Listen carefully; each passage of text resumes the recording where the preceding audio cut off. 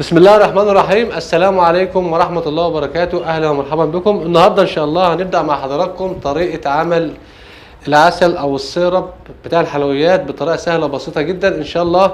انسوا أي حاجة بقى على اليوتيوب وانسوا قنوات اليوتيوب، انسوا أي حاجة عرفتوها. النهاردة إن شاء الله إحنا هنعمل لكم الطريقة الصحيحة بتاع المحلات بطريقة سهلة بسيطة. النهاردة إن شاء الله هنبدأ معاكم. معانا 3 كيلو سكر هنعملهم، وهنعمل معانا كيلو عسل جلوكوز، ومعانا حوالي من كيلو ميه، ومعانا من حوالي سن المعلقه كده ملح ليمون وفانيليا. ده الخامات اللي هنعمل بيها ان شاء الله العسل بطريقه سهله بسيطه. هنبدا ان شاء الله النهارده. اول حاجه هنعملها هننزل بالكيلو ميه بتاعنا على الميزان. على الميزان اهو.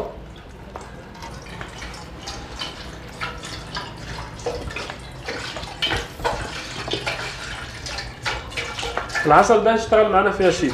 بص، كل حاجه دي بنسبه 90% هيشتغل معانا. هريسه، بسيمه، نموره، بلح شام، لقمه قاضي، رموش الست، كل حاجه تمام. بنسبه كبيره جدا يعني ان شاء الله. وهننزل بال3 كيلو سكر بتوعنا اهو كده يا جماعه، يبقى كيلو ميه 3 كيلو سكر. موضوع سهل وبسيط يا جماعه. بس الشغل اللي بيتعمل على اليوتيوب والقنوات اللي بتشوفوها ديت طريقه يعني مش برتاح لها، يعني دي طريقه مش صحيحه خالص. ده العسل خفيف، مش العسل اللي احنا عايزينه. ده العسل اللي هو المفروض بيتعمل للحلويات في المحلات. يعني 3 كيلو سكر مع كيلو ميه، الميه تلت السكر، وهنحط عليها كيلو عسل، وده كله هننزل بقى على النار ان شاء الله. هننزل برضو بالعسل بتاعنا اهو. وكيلو عسل بطاطس. كيلو عسل بطاطس او عسل جلوكوز. طبعا كلمة بطاطس ديت ده الاسم المتداول في المصانع الحلويات.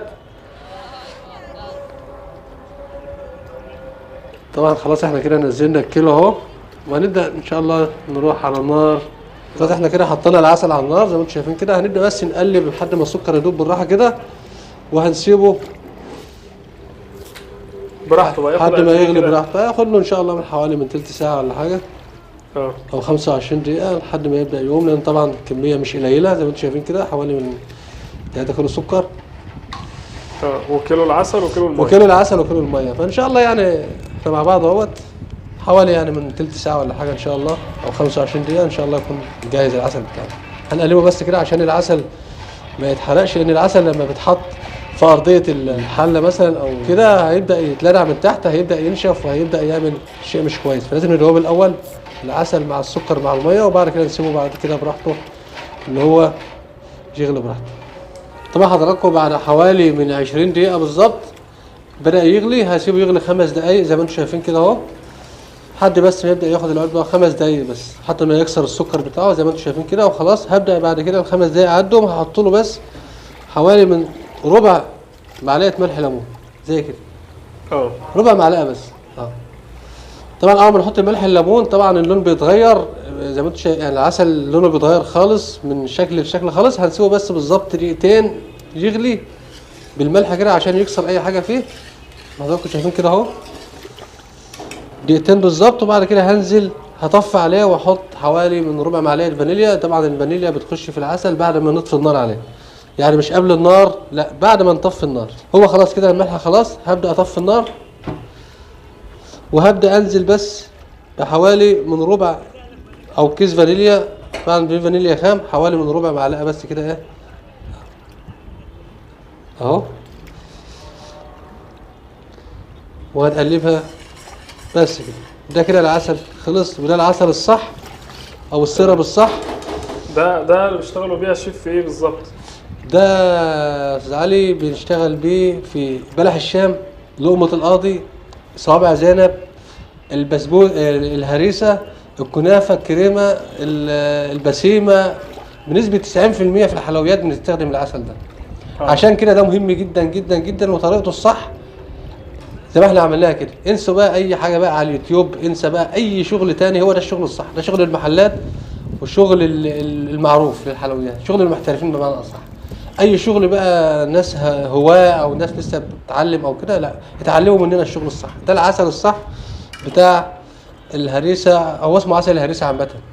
ده العسل ده مرتبط باسم الهريسه، لان هو دايما الهريسه عسلها تقيل وبارد. وطبعا الكنافه الاساور والكنافه الكريمه والكنافه العسل ده نسبه 90% في الحلويات. وان شاء الله البسبوسه لها عسل مخصوص لوحدها. البسبوسه بيبقى كيلو كيلو كيلو، يعني كيلو عسل كيلو ميه مقادير متساويه، بس ده البسبوسه اللي عملوه وقت البسبوسه لانه بيتعمل سخن مباشر، لكن ده هيتعمل بارد تحطه عندك في الثلاجه يقعد معاكي لاي شغل طول رمضان مفيش منه مشكله، شهر اتنين يقعد سنه مفيش منه مشاكل.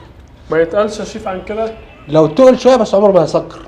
ما يسكرش. ما يسكرش لكن يتقل. يتقل. وهو كده برضه سخن برضه خفيف، هو هيتقل لما هو برضه هو هيتقل، هو طبعا هو كده سخن، فطبعا سخن اول ما يبرد هيتقل.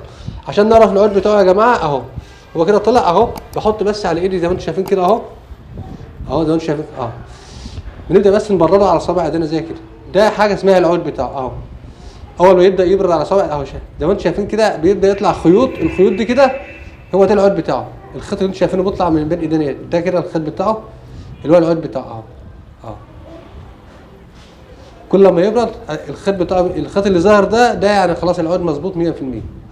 عسل البسبوسه ما طلعش الخيط ده، بس بيطلع سمك معين احنا بنحسه، احنا كصناعيه في الشغل بنحسه يعني. لكن يعني زي كده ما انت حضرتك شايفين كده اهو. وان شاء الله هيبقى العسل ده معاكي يقعد سنه مفيش منه مشاكل. ده ان شاء الله عشان الشغل الشرقي اللي هيتعمل ان شاء الله طول رمضان من اول الشهر يقعد معاك لاخر الشهر باذن الله. تسلم ايدك يا شيف. وكده ان شاء الله نبقى وصلنا لنهايه الفيديو. كان معانا طريقه عمل السيرب مع الشيف نادر. ما تنسوش بقى الاشتراك في القناه وعمل اللايك الجميل بتاعكم، وانتظرونا ان شاء الله في فيديوهات جايه كتير. والسلام عليكم ورحمه الله وبركاته.